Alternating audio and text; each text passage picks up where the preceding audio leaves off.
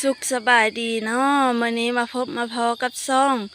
ใบลมคนสวดชาแนลคือเก่าเนาะมื้อนี้เฮาสิพามาเบิ่งข้าวนาเนาะหรือว่ามาอัปเดตเนาะหลังจากที่เฮาใส่ขี้แบเนาะเฮาใส่ขี้แบก็มาประมาณ10 มื้อแล้วเนาะเฮาก็สิมาอัปเดตเบิ่งเนาะข้าวนาเฮาข้าวนาออร์แกนิกเนาะ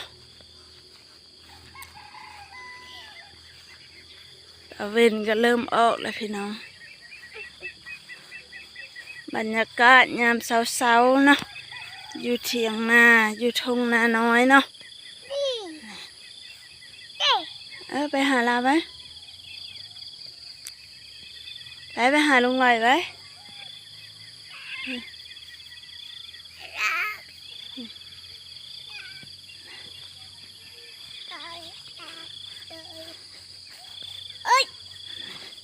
หลังจากที่เฮาใส่ขี้แบเนาะถามาเบิ่ง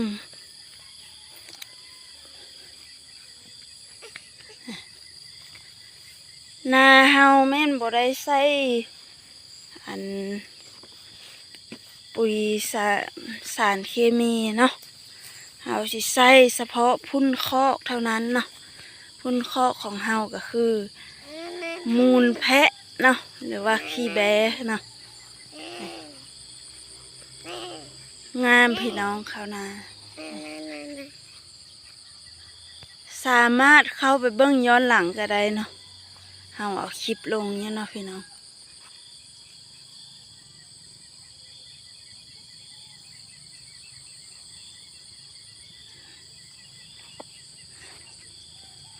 เขานาก็สิงามบรรยากาศยามเช้าเนาะมีหมอกนำสดชื่นพี่น้องนาเฮาก็บ่หลายเนาะแปดให้ทางลุ่มนะพันล่มเนาะรถไถลงบ่ได้เฮาก็เลยบ่ได้ไถเนาะ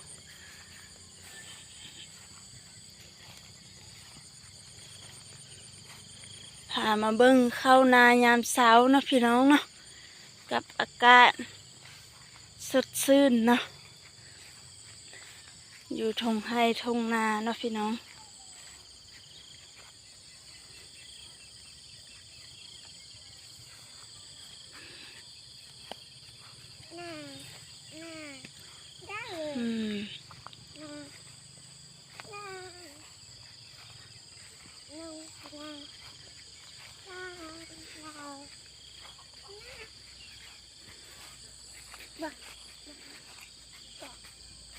บรรยากาศยามเช้าก็สิงามนะพี่น้องตะเวนก็กำลังออกเนาะอันนั้นก็สิเป็นทุ่งนาเฮาคือกัน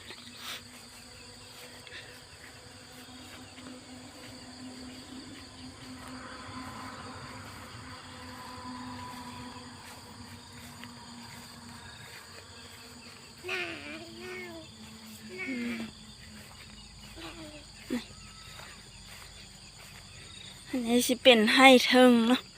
ตอนดำนี้ได้ซักเอาเนาะพี่น้องมันโมมีน้ำได้ซักเอาก่อน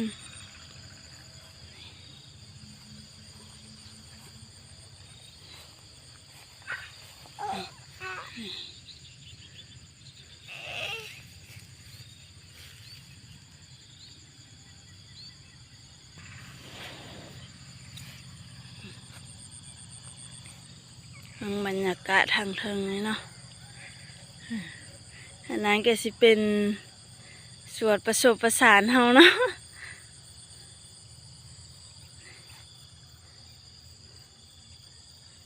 มีหมอกยามเช้าเนาะพี่น้องเนาะ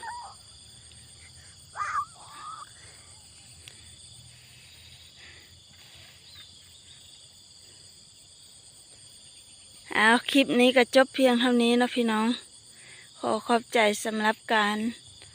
กดติดตามรับชมเนาะเพื่อเป็นกำลังใจในการเฮ็ดคลิปเนาะสุดท้ายนี้ก็ขอกล่าวคำว่าสบายดี